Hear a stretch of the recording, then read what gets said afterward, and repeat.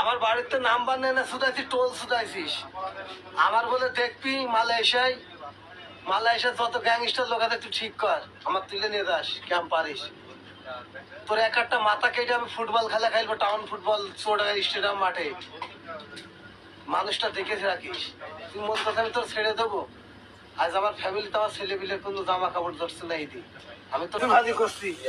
খান গেছিলে তোর কারণে আজকে কোম্পানিতে বেতন দিইনি, খান গেছিলে। আসসালামু আলাইকুম রহমতুল্লাহি ওয়া বারাকাতুহু। আশা করি সবাই ভালো আছেন। যে প্রবাসী ভাইটির ভিডিও আমরা দেখলাম, এখানে ভাইটি অনেক রাগেই কথাগুলো বলতেছে বা গালিগালাজ করতেছে। আসলে গালিগালাজ করতেছে এটা অস্বাভাবিক কিছুই না। দালালরা যদি দালালি করতে যায় তাহলে সেইখানে কিন্তু তার বাপ মাও কিন্তু থাকে না। কারণ হচ্ছে কি, একজন দালাল যখন দালালি করতে যায় তখন কিন্তু তার পরিবার সমস্ত ব্যক্তির নাম বেছেই কিন্তু, এমনকি স্বয়ং আল্লাহ তাআলাকেও তারা বাদ দেয় না।